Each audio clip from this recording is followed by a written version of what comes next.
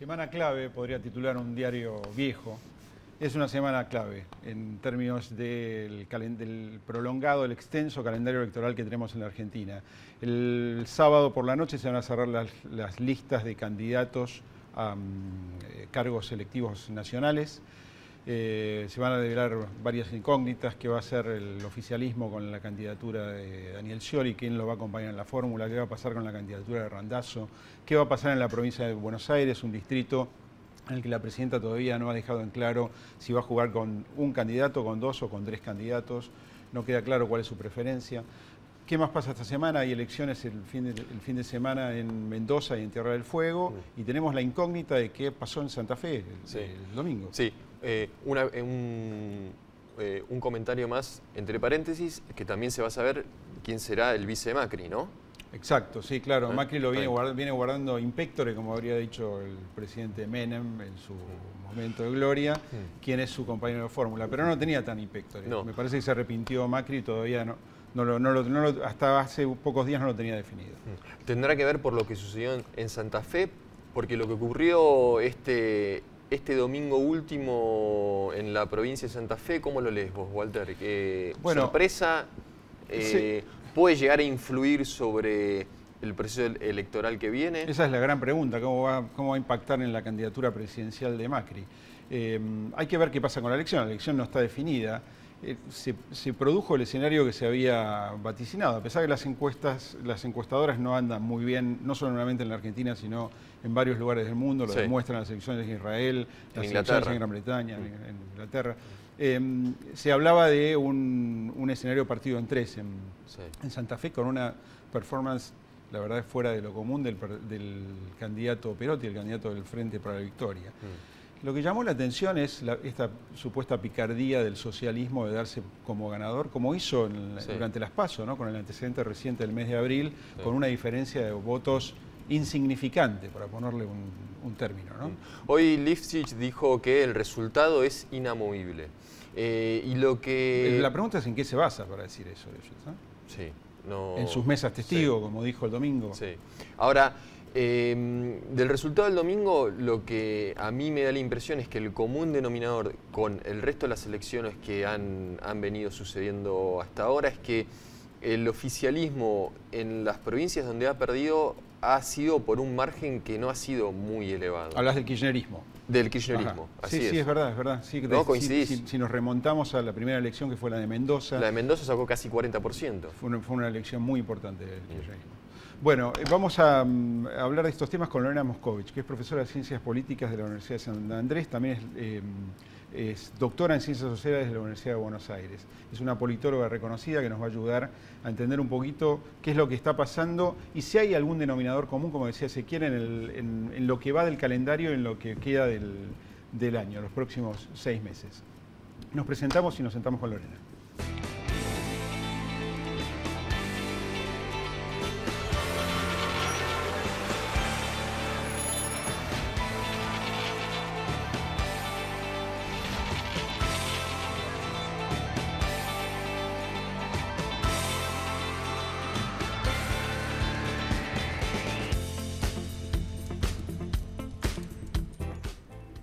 Estamos en Divina Comedia con Lorena Moscovich. Gracias, Lorena, por haber venido. Gracias por invitarme. Un placer. Igualmente. Bueno, hicimos una introducción un poquito sobre obviedad, como hacemos los periodistas políticos.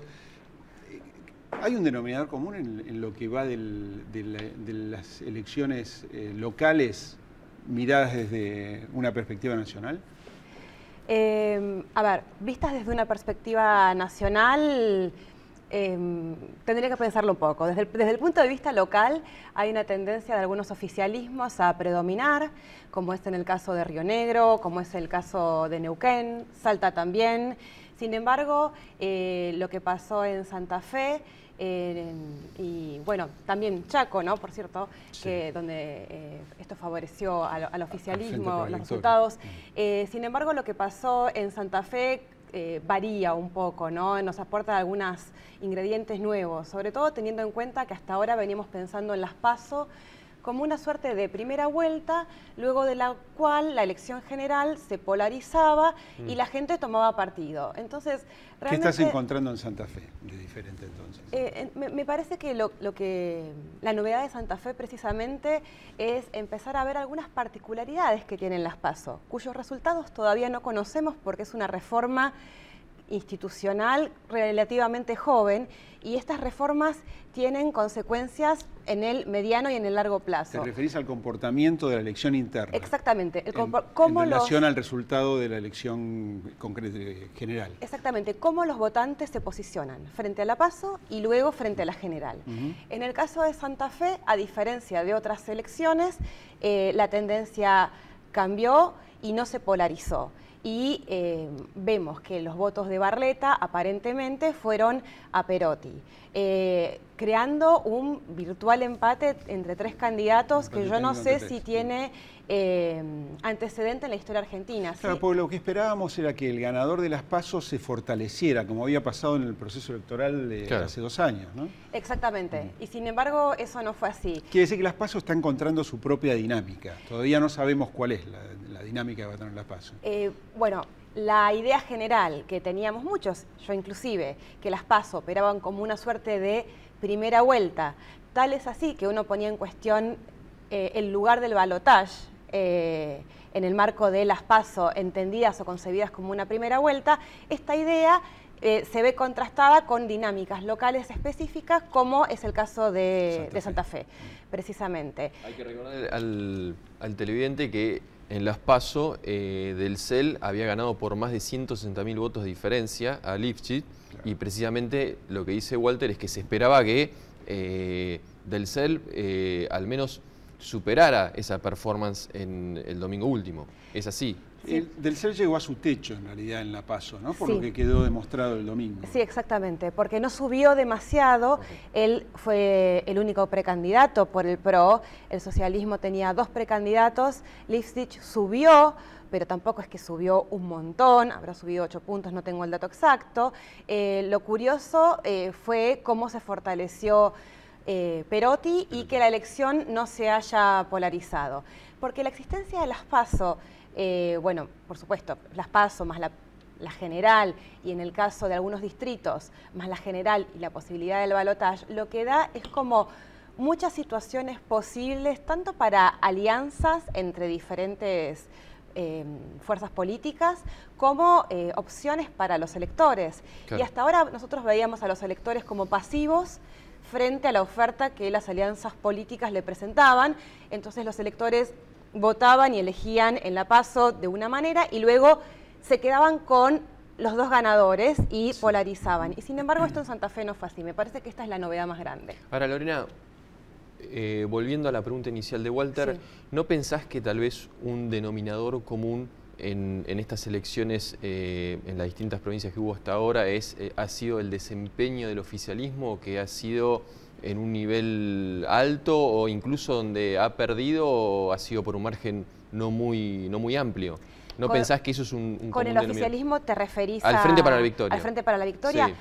Bueno, en Río Negro perdió por un margen alto. Sí. En Neuquén también, es decir, me parece que la novedad capaz, si vos querés mirar la política local desde el prisma nacional, la novedad tal vez es cómo opera Macri y cómo Macri se había fortalecido como un candidato con chances por la presidencia, y a partir de lo que pasó en Santa Fe tal vez no es tan evidente o no se llevó el triunfo provincial necesario para demostrar que el PRO era una fuerza nacional.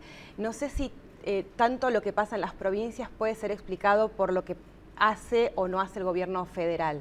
Me parece que hay que mirar un poco más en las provincias, salvo Santa Fe, que es particular, por lo que te dije de los 3 tercios y las PASO, y porque también en Santa Fe Macri tenía chances de tener un gobernador propio. Claro, de alguna forma Ezequiel se refería al comportamiento del kirchnerismo con Perotti, que hizo una extraordinaria elección, y tal vez en Mendoza también. En Mendoza también. Al principio. Sí, claro. 2 provincias importantes, grandes. Sí, 2 distritos importantes. Otra pregunta más bien conceptual te haría, Lorena. ¿Es bueno que el electorado se divida en 3 partes? Que que haya tan poca diferencia entre las opciones? A ver, ¿bueno para quién? Sería la pregunta. Claro, ¿para quién es bueno? Para el electorado es bueno. Es bueno que el electorado pueda formarse un juicio, que cambie cuando considera que no le gustó la campaña.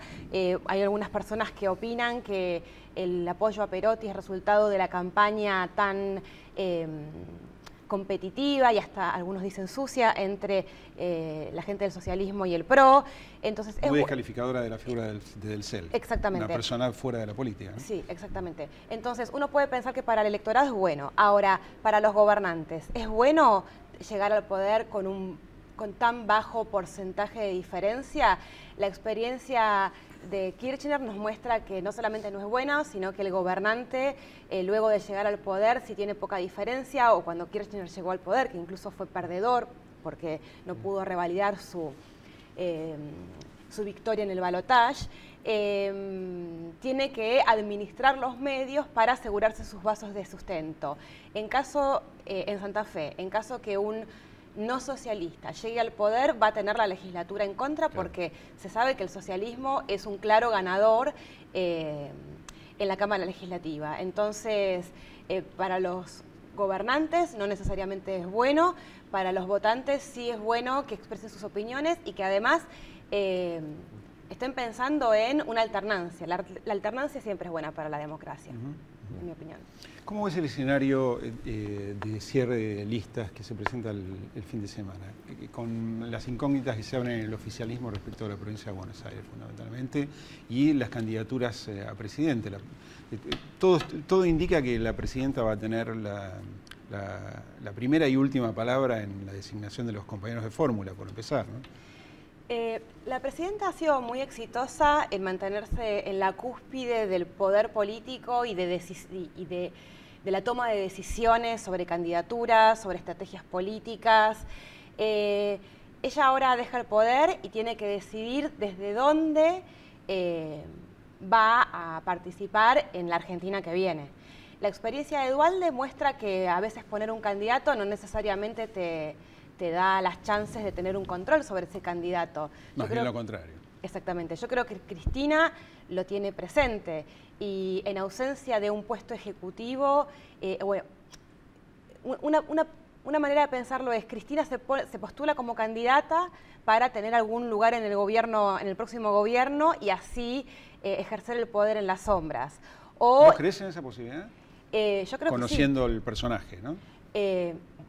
Yo conozco a la presidenta, no la conozco personalmente. No, la conocemos como ciudadana. Pensando en las estrategias, sí. Como politóloga, pensando en las estrategias del FPV a lo largo de estos últimos años, estos últimos casi 15 años, yo creo que es una posibilidad de que ella esté como candidata. Que ella lo ha sido, es decir, lo fue, ¿verdad? Y también... Y no sería extraño que se postule como candidata para el Parlasur, para tener su nombre en todas las boletas del país, porque para el Parlasur Argentina es un distrito único, claro. Entonces... Estaría en todas las boletas de toda la nación. Exactamente. También eso le permitiría tener fueros, que eventualmente eso es algo que podría interesarle, en tanto hay muchas personas que están intentando... avanzar con algunas denuncias de corrupción que pueden ser efectivamente ciertas o no, pero que en ese sentido, bueno, uno puede pensar qué está pasando con eso. Yo quería preguntarte, ante la hipótesis de un triunfo del kirchnerismo en la elección presidencial, ¿cómo ves el armado de ese sistema en el que el poder funciona fuera del Palacio? ¿Vos crees que eso podría... efectivamente suceder con eventualmente Scioli, presidente de la Nación, y Cristina Kirchner como conductora de ese movimiento? La verdad es que es difícil dar una respuesta. Creo que el único que lo hizo fue Perón en circunstancias muy particulares. Excepcionales. Muy excepcionales, con una democracia amenazada, un liderazgo carismático muy fuerte. Es muy difícil darte una respuesta. La experiencia de Kirchner y Duhalde, que sería la más parecida, demuestra que una vez que el candidato controla el aparato del Estado, los recursos públicos, pasa a sacarse de encima a su mentor y hacer las alianzas que a él le parezcan. Tal es así que en la primera elección de medio término de Kirchner, él continuó haciendo alianzas con los movimientos originales del FPV, las fuerzas originales, y se alió con los varones del conurbano que le dieron la espalda a Duhalde y lo pasaron a apoyar a él. En el 2005. En el 2005, exactamente. Entonces, yo me imagino un escenario un poquito más parecido a eso.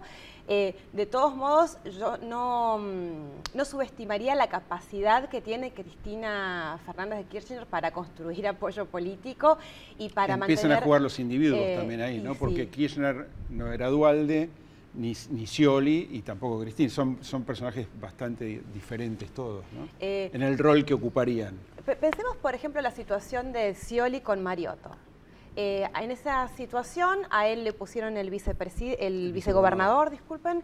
El vicegobernador siguió muy conectado con la Casa Rosada, le metió palos en la rueda. En el 2013 tenía la Cámpora haciendo el escándalo en la legislatura porteña, bonaerense. En esa situación, Cristina siguió teniendo algún tipo de gravitación sobre Mariotto. En el largo plazo, Mariotto terminó subordinado a Scioli. Es decir, aún en un escenario donde Scioli, por su estilo, esté dispuesto a tolerar las personas o los candidatos que le impone Cristina, incluso si le pone a un propio como vicepresidente, hay que ver cuánto efectivamente lo va a condicionar a Scioli y cuánto Scioli sabe moverse, porque Scioli sabe moverse muy bien. No es un iniciado. Hace, no sé, casi 20 años que está en cargos públicos, bajo diferentes proyectos políticos, con diferentes líderes políticos, y no es que él se mantuvo en los cargos públicos desde diferentes lugares. No, se mantuvo siempre encolumnado con el líder político de turno. Es muy hábil, tanto para negociar con los políticos como para seducir al electorado. Es un caso de estudio. Un minuto para una última pregunta. El factor masa, ¿cómo puede incidir lo que pasó en Santa Fe? En la lógica esta de romper una bipolaridad. Es curioso que Cristina, que se movía muy cómoda, polarizando, tuvo que elegir entre guardarse el secreto y tener la última palabra sobre los candidatos y no polarizar, pero el resultado de eso, al no polarizar, es que Massa sigue con un caudal de votos pequeño, muy pequeño, pero probablemente la paradoja sea que ese caudal de votos pequeño que va a tener Massa sea el que le impida a Scioli ganar en la primera vuelta. Hay un análisis muy bueno del politólogo Ernesto Calvo en el Estadista que pueden consultar, donde él muestra cómo el hecho de que Massa siga compitiendo evita la polarización. Y de algún modo, pensando en Santa Fe, si bien la intención de votos para Scioli, Massa y Macri es muy diversa, a diferencia del triple empate en Santa Fe, uno puede pensar estas competencias electorales en tripartitas o en trilogías, y que esto es una novedad teniendo en cuenta la tendencia a la polarización que Cristina siempre tuvo en los últimos años. Y que buscó. Y que buscó. Gracias, Lorena. Gracias a ustedes. Nos vemos en el segundo bloque. Ya venimos.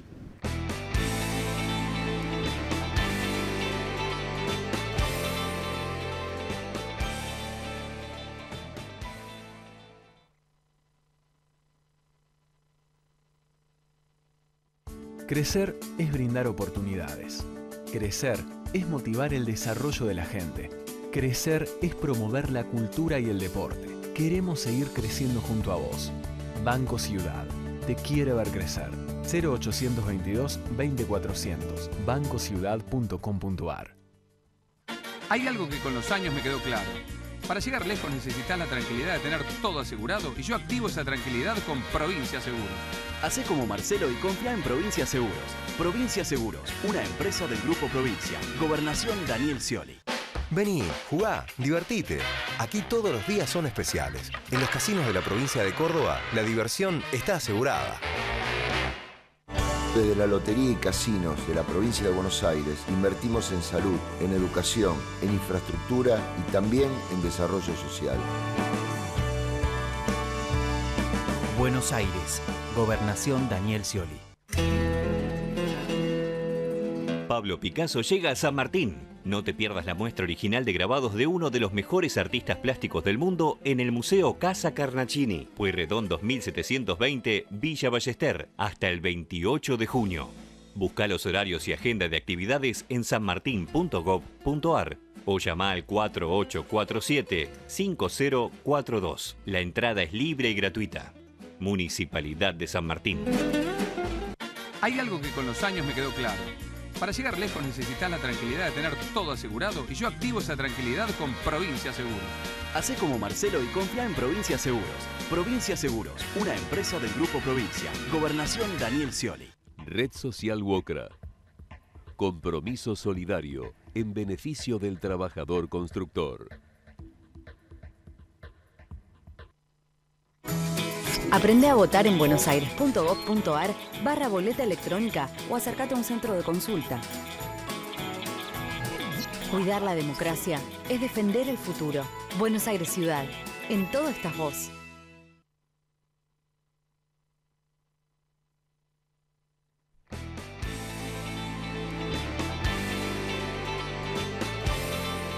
Estamos con Ignacio Olivera Dol. ¿Cómo están? Segundo bloque de Divina Comedia. ¿Todo bien, Nacho? Todo bien. Bueno, veníamos diciendo fuera de cámara que Nacho viene acertando los pronósticos, no electorales, sino de movimientos del mercado en relación... Que no es poco. Que no es poco. No, y creo que para muchos es más es importante. Todo, lo es todo. En relación al calendario electoral y a lo que viene. Venías diciendo en los últimos programas que la cartera de inversiones se está dolarizando. Sí. Y está ocurriendo, efectivamente. Acaba de ocurrir. Fue una primera señal. O sea, en mayo hubo un retiro de fondos, de los fondos comunes de inversión, que hacía pensar que estaba aumentando la propensión de algunos sectores de la economía a dolarizarse, a salir del peso por lo menos, del atractivo que hoy le ven a las tasas de interés. Retiro de los plazos fijos. Sí, de los fondos comunes de inversión. El ahorrista minorista por ahora sigue apostando al plazo fijo. ¿Qué es lo que está diciendo la presidenta con orgullo? De alguna forma, que la gente está confiando en el peso, en la moneda. Sí. La otra señal era la emisión. Estaba aumentando muy fuerte la emisión de pesos, con reservas que solo aumentan por colocaciones de deuda. Y entonces eso aumenta la tenencia de pesos del público y posiblemente aliente o nutra un poco la demanda de dólares. Ahora lo que sostiene el precio del dólar también. Sí.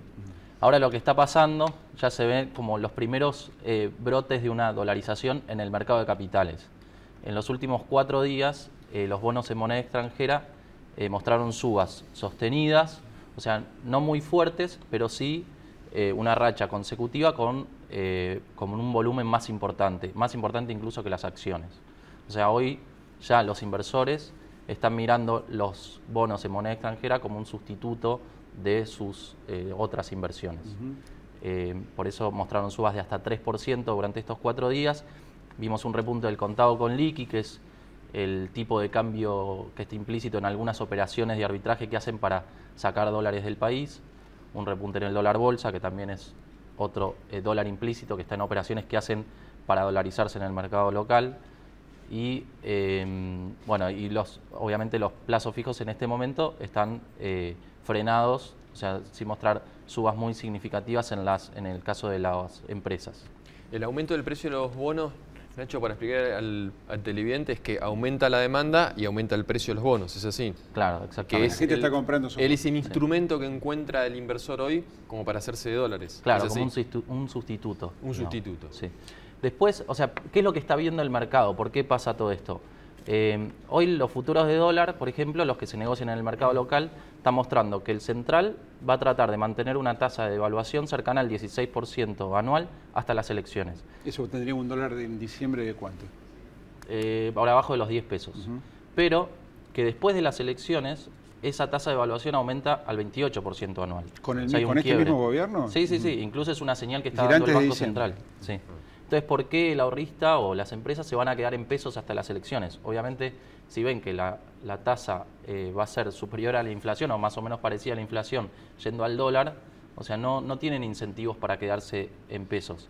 es como que tratan de aprovechar el último momento de las tasas de altas tasas de interés. hasta el último momento. Claro, pero es como una tentación, pero que en algún momento van a tener que correrse al dólar porque llegue el momento de la incertidumbre electoral. Esto quiere decir que tal vez ocurra algo con el dólar después de las PASO, ¿no? Entre agosto y octubre. Sí, ¿no? Y que todo encima se puede anticipar, como que nadie puede adivinar cuánto tiempo antes se puede llegar a dar este corrimiento hacia el dólar. Puede ser o entre agosto y octubre, pero puede ser mucho tiempo antes y por eso se ven estas señales. Claro. Incertidumbre antes de una elección que va a cambiar bastante más que un gobierno, seguramente. Sí. ¿No? Y otro dato también es ver qué es lo que piensa el mercado con respecto a Macri o Scioli. Cuando aumentan las chances de Macri, siempre se piensa que va a haber una liberación del mercado cambiario y que entonces va a subir el dólar oficial. Pero cuando aumentan las chances de Scioli, se piensa que se va a mantener el planchado del oficial y que en realidad la suba se va a dar en el blue. Gracias, Nacho. No, gracias. Anatomía de un instante.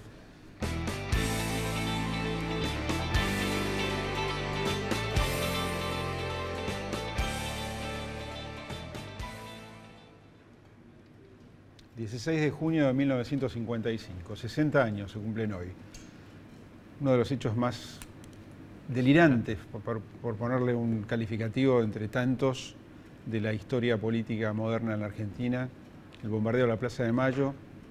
Fuerzas aeronavales intentaron un golpe de Estado contra el general Perón con la intención deliberada de asesinarlo, además. Fue el segundo intento de golpe después del de Menéndez en el año 51 contra Perón. Unos meses más tarde, en septiembre, Perón iba a abandonar el poder. No hay una cifra exacta, no hay un consenso sobre cuánta gente murió en ese episodio. Esa foto del cráter Walter es impresionante. Hay unas fotos muy tremendas, sí, hay fotos que yo nunca había visto antes. El cráter es una de ellas. Se murieron entre 150 y 300 personas, dicen los archivos, no está claro. Fue un hecho realmente increíble en la ciudad de Buenos Aires que la Marina de Guerra de la Argentina haya tenido su bautismo de fuego bombardeando a ciudadanos argentinos. Y que ha tenido consecuencias durante décadas en la historia económica y política argentina. Sí, así es. Bueno, nos vamos. La semana que viene nos vemos. Gracias.